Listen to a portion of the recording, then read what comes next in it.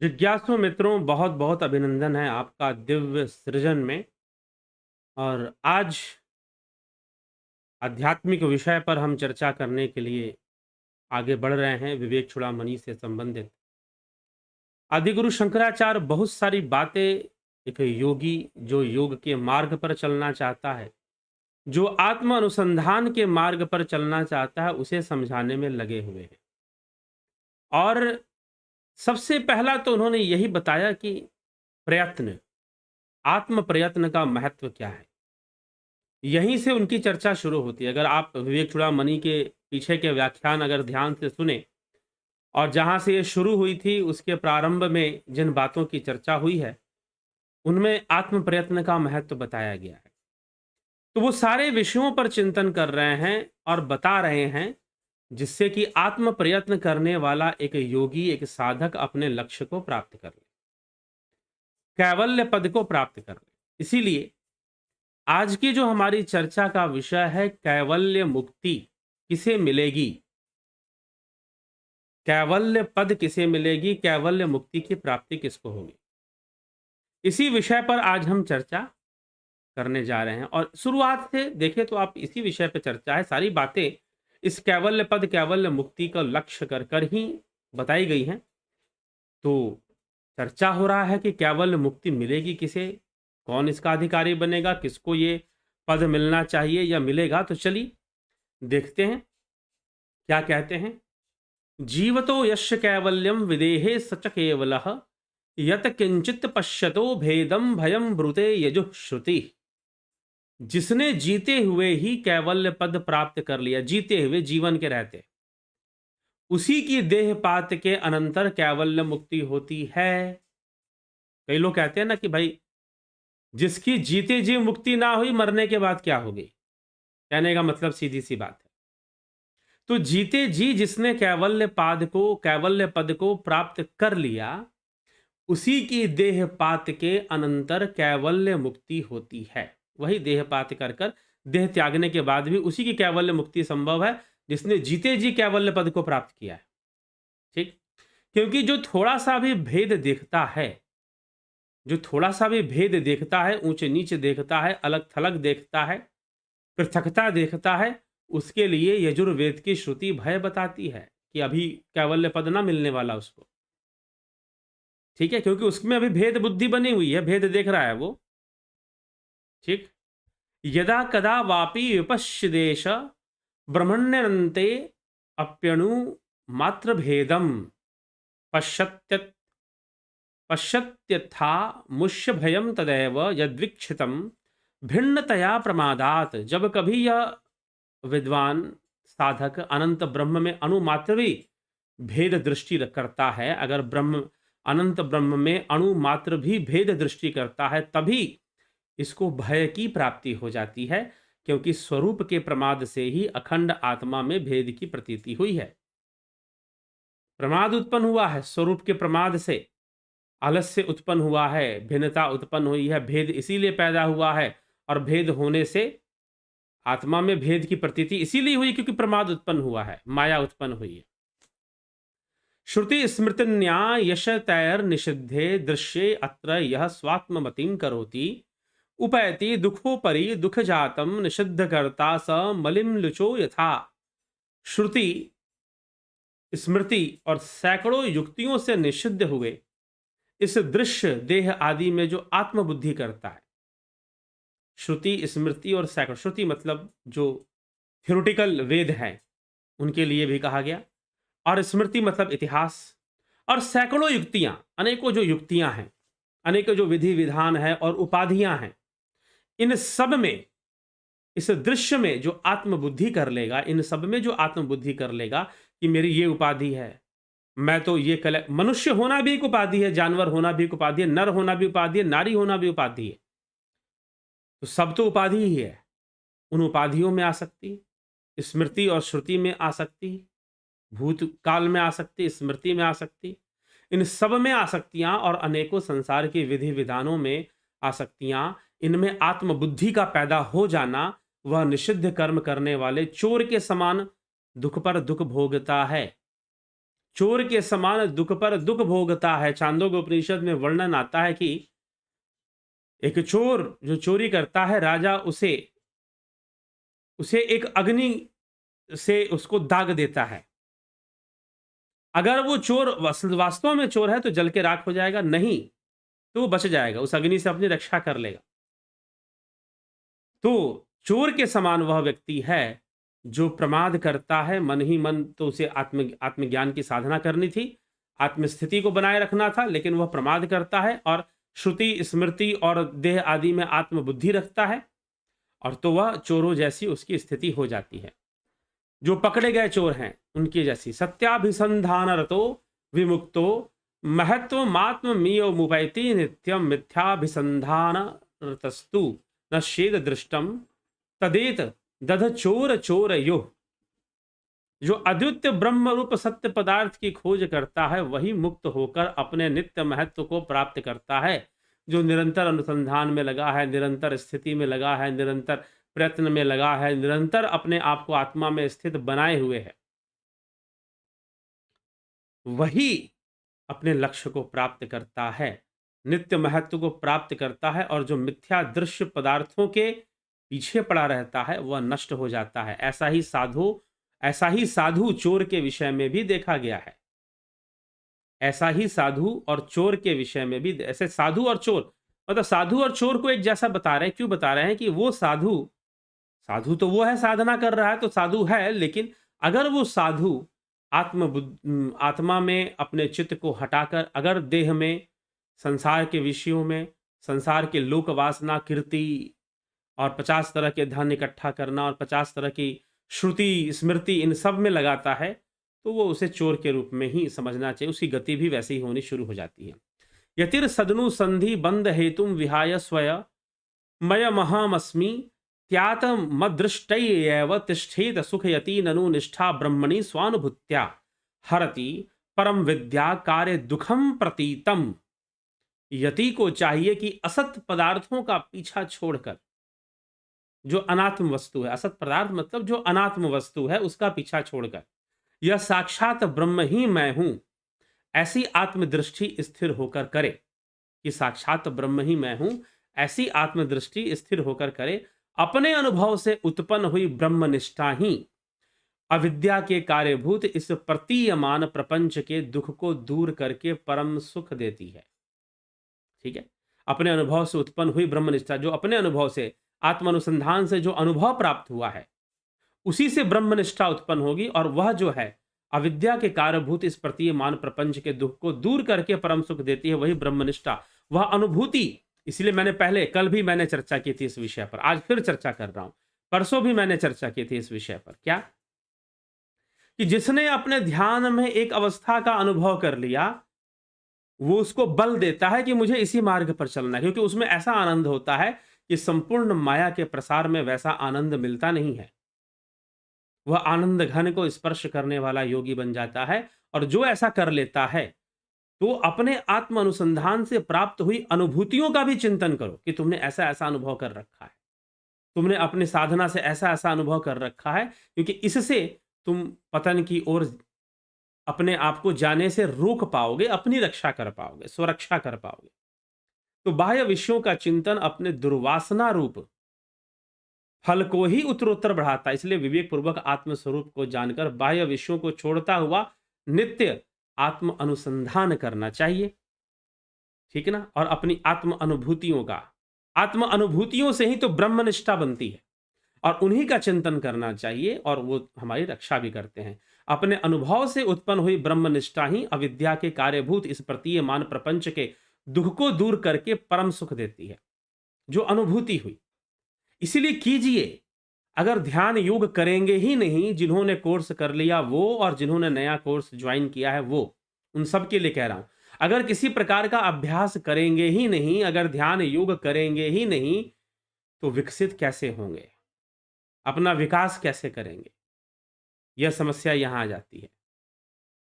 तो यह साक्षात ब्रह्म ही मैं हूं, ऐसी आत्मदृष्टि में स्थिर होकर रहें, और अपने अनुभव से उत्पन्न हुई ब्रह्मनिष्ठा ही अविद्या के कार्यभूत प्रतीयमान प्रपंच के दुख को दूर करेगी। अगर आपका पतन हो गया देखिए, अब यहाँ पर आदि गुरु शंकराचार्य बहुत रहस्यमयी बात कह रहे हैं। अगर मान लो कि तुम्हारा पतन हो भी रहा है, प्रमाद हो भी रहा है, तो तुम्हें क्या स्मरण करना चाहिए? अपनी अनुभूतियों का स्मरण करना चाहिए, क्योंकि उसी से ब्रह्मनिष्ठा बनती है। तुमने साधना करते हुए, योग करते हुए बहुत सारी अनुभूतियां की हैं।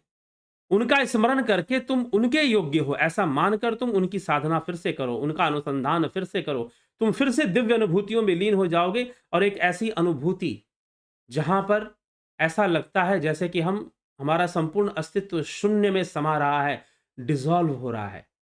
वो आपको आनंद से भर देगा, अद्भुत आनंद, अद्भुत एहसास से भर देगा। अगर ऐसी अनुभूति आपको होती है, तो फिर अगर आप तो वो अनुभूतियां हमारे अंदर ब्रह्मनिष्ठा पैदा करती हैं और हमें पतन से वो रोकती हैं। तो ये आदि गुरु शंकराचार्य ने पहले नहीं बताया प्रमाद मृत्यु में, अब वो इसको समझा रहे हैं। इसीलिए मैंने कह दिया था प्रमाद मृत्यु के ऊपर चर्चा करते समय कि योगी की मृत्यु कैसे होती है, और अभी तो शंकराचार्य बहुत कुछ बताने वाले हैं, बहुत कुछ समझाने वाले हैं। ठीक है, तो इसीलिए यहां पर वो समझा रहे हैं कि आत्मानुभूति से ही ब्रह्मनिष्ठा स्थापित हो सकती है। तो आत्मानुभूति, जो ध्यान योग करेगा, जो अंतर्मुखी होगा, जो आत्मानुसंधान करेगा, ध्यान योग, उसी को तो आत्मानुभूति हो सकती है, और किसे होगी? तो आत्मानुभूति से ही ब्रह्मनिष्ठा संभव है। और जब ब्रह्मनिष्ठा होगी तो पतन इतना आसान नहीं है, ये मत सोच लेना गिर। इसीलिए मैंने जान साथ में आपको मैंने लिया था, गीता का ही भी संदर्भ ले लिया था योग भ्रष्ट का, कि भगवान कृष्ण कहते हैं कि नहीं, ऐसा नहीं है कि योग भ्रष्ट हो गया या उसकी मृत्यु हो गई तो उसका कुछ होगा ही नहीं। जी नहीं, वो दोबारा उठेगा, क्योंकि उसके पास उसके संस्कार हैं। उसने जो भी योग किया है उसका संस्कार तो बना हुआ है ना, और उसकी अनुभूति बनी हुई है। तो वो संस्कार उसे दोबारा खींचेंगे अपनी ओर और उससे योग करवाएंगे, योग करवाएंगे उससे, उसे ऐसे नहीं छोड़ देंगे। ठीक है, तो फर्क होता है, ऐसा नहीं कि वो बिल्कुल वैसे ही हो गया। यहीं पर आदि गुरु शंकराचार्य की आत्म अनुभूति से ब्रह्मनिष्ठा बनेगी, उसी का सहारा लेना चाहिए, उसी का आधार लेना चाहिए। ठीक है, तो ये समझाने की बहुत अच्छा प्रयास यहाँ किया जा रहा है। बाह्यनुसंधि परिवर्धेत फलम दुर्वासनामेव ततस्ततो अधिकाम ज्ञात्वा विवेकय प्रहृत्य बाह्यम स्वात्मानुसंधिम विदधीत नित्यम। बाह्य विषयों का चिंतन अपने दुर्वासना रूप फल को ही उत्तरोत्तर बढ़ाता है, इसलिए विवेक पूर्वक आत्मस्वरूप को जानकर बाह्य विषयों को छोड़ता हुआ नित्य आत्म अनुसंधान ही करता रहे, नित्य आत्म अनुसंधान ही करता रहे तो बेहतर। ठीक है, तो बाह्य विषयों का चिंतन अपने दुर्वासना रूप फल को ही उत्तरोत्तर बढ़ाता है, इसलिए विवेक पूर्वक आत्मस्वरूप को जानकर बाह्य विषयों को छोड़ता हुआ नित्य अनुसंधान में लगा रहे, यही बेहतर है। इसी से उसकी अनुभूतियां भी बढ़ेंगी, ब्रह्मनिष्ठा भी बढ़ेगी। बाह्य निरुद्धे मनसः प्रसन्नता मनः प्रसादे परमात्म दर्शनम तस्मिन् सुदृष्टे भवबंधनाशो बहिर्निरोध पदवी विमुक्ते। अर्थात बाह्य पदार्थों का निषेध कर देने पर मन में आनंद होता है, और मन में बाह्य पदार्थों का जब निषेध होगा, पूर्णतः एक ऐसी अवस्था बन जाएगी जहां कोई वासना रहेगी नहीं, कोई माया रहेगी नहीं, तो वहां पर जो आनंद उत्पन्न होगा, आनंद का उद्रेक होने पर परमात्मा का साक्षात्कार, अर्थात तुम उस शून्य का साक्षात्कार कर लेते हो, उस भावहीनता का साक्षात्कार कर लेते हो, क्योंकि वासना त्रय का क्षय ही तो मुक्ति है। वहां पर ब्रह्म का साक्षात्कार एक तरह से होता है, परमात्मा का साक्षात्कार होता है, क्योंकि वहां सारी भावनाएं लीन हो जाती है, कोई भाव नहीं रहता। और जो विषय वस्तु भाव उत्पन्न करे वह परमात्मा नहीं हो सकता। ठीक है, तो इस तरह से उसका साक्षात्कार होता है, और उसका सम्यक साक्षात्कार होने पर संसार बंधन का नाश होता है। इसलिए कह दिया गया, जब उसका साक्षात्कार होगा सारे बंधन नष्ट हो जाएंगे। लेकिन यहां पर ऐसी बहुत सारी संस्थाएं हैं जो दावा करती हैं कि वो भगवान दिखा देती हैं, और लोगों को भगवान दिख जाता है, लेकिन उन भगवान देखने वालों का संसार बंधन नष्ट नहीं हो पाता है।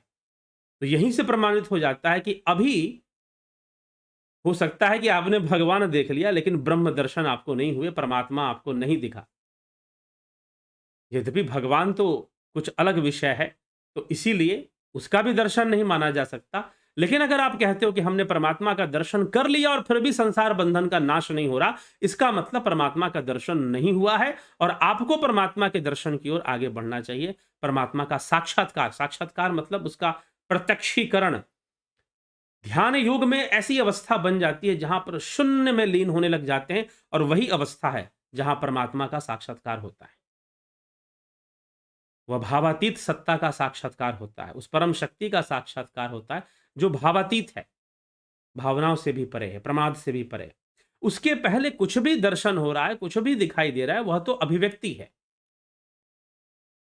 तो कहने के लिए तो बहुत सारे गुरुजी लोग कह देंगे कि परमात्मा का साक्षात्कार करवा देंगे, लेकिन जब उसका साक्षात्कार वास्तव में हो जाएगा, तो अभी वास्तव में जो होना चाहिए वो हुआ नहीं है।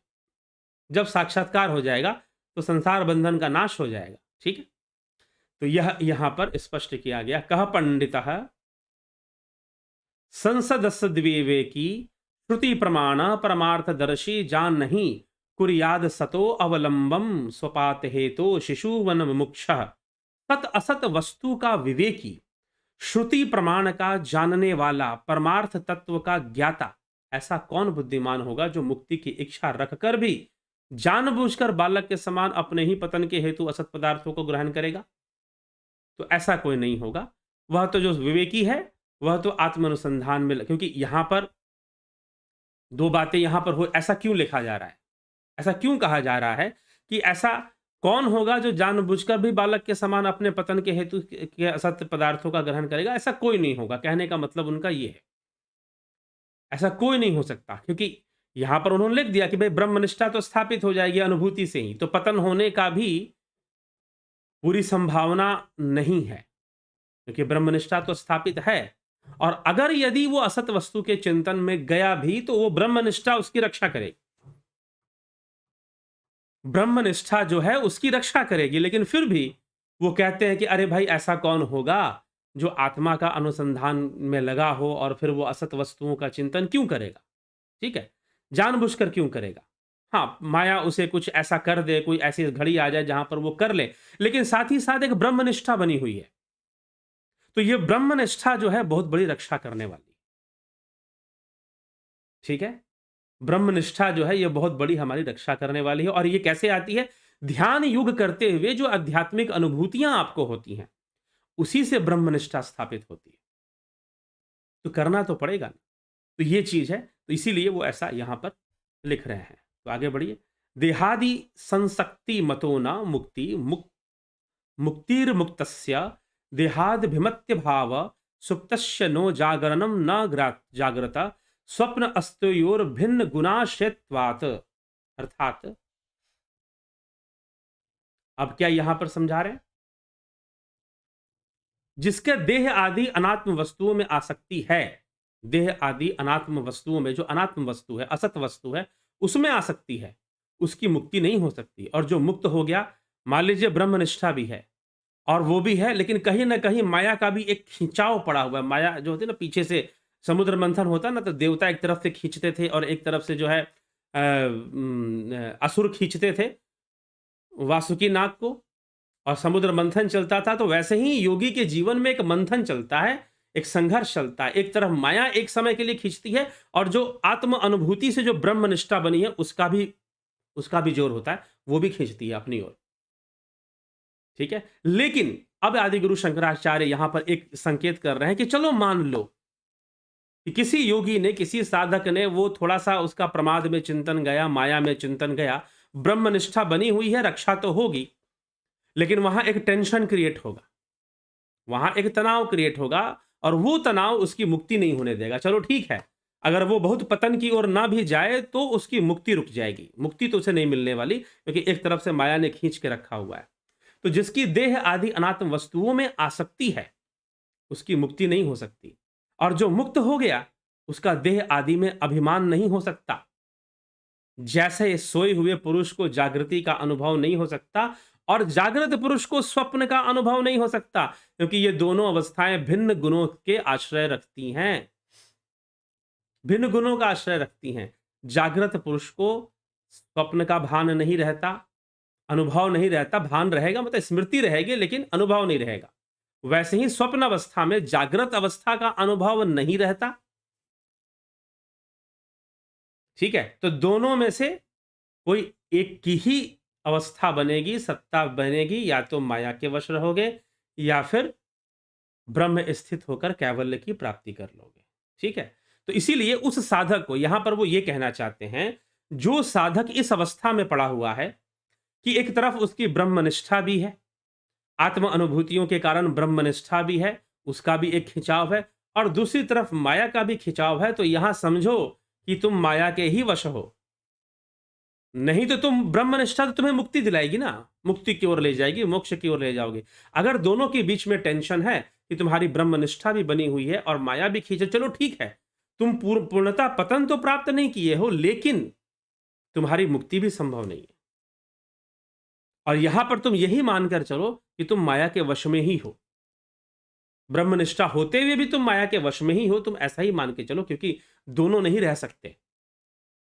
अगर स्वप्न है तो जागृत नहीं है, जागृत है तो स्वप्न नहीं है। वैसे ही या तो तुम माया में हो या तो तुम कैवल्य में हो, मुक्ति में हो, मुक्त हो चुके हो, दो ही स्थिति बन सकती है। तो अपने आप को तुम इस अवस्था में भी माया के वशीभूत ही मानो, कुछ ऐसा यहाँ पर उपदेश देने का प्रयास किया गया। तो बहुत सुंदर चर्चा है, बहुत सुंदर और गूढ़ चर्चा है यह, अध्यात्म की गूढ़ चर्चा, साधक के मन की हर अवस्था पर, उसके संघर्ष पर और उसके उत्थान और पतन पर, हर विषय को सूक्ष्मता से आदि गुरु शंकराचार्य ने यहाँ प्रस्तुत करने का प्रयास किया है। और श्रीमद् भगवद गीता तो बिल्कुल साधारण मनुष्य के लिए वो प्रयास करती है बताने और समझाने का। तो चलिए जिज्ञासुओं, इसी के साथ हम यहाँ पर विराम देंगे आज की इस चर्चा को। कल फिर आपसे मिलेंगे 9 बजे लाइव चर्चा में। अभी आप देख रहे हैं कुछ दिनों से अपलोड प्रीमियर वीडियोस ही आपको मिल रहे हैं, लाइव चर्चा जिसमें आप कमेंट करते थे और मैं उसका उत्तर देता था, वो नहीं हो पा रहा है और कुछ दिनों तक नहीं हो पाएगा। कुछ ऐसी असुविधाएं हैं जिस कारण से अभी नहीं हो पाएगा। तो कुछ दिनों बाद, ऐसा नहीं कभी नहीं होगा, लाइव चर्चा जल्द ही शुरू होगी, लेकिन संभवतः कुछ दिनों तक, संभवतः 1 हफ्ते तक ऐसा सब चलता ही रहे। इसी प्रकार से वीडियोस आपको मिलेंगी और फिर लाइव चर्चा पूरी तरह से शुरू हो जाएगी। यह भी लाइव के समान है, प्रीमियर वीडियो भी, क्योंकि आप इसमें भी लाइव कमेंट कर सकते हैं। तो जरूर आप लाइव कमेंट करिए, उन कमेंट्स पर भी विचार किया जाएगा और उन पर भी भविष्य में वीडियोस आपको मिलेंगी। तो बहुत बहुत आभार आप सभी का। इसी के साथ विराम देंगे। और ध्यान योग का कोर्स जो लोग अटेंड करना चाहते हैं, 29 दिसंबर से वाले ध्यान योग के कोर्स, अभी भी 1 दिन का समय है, आप कर सकते हैं।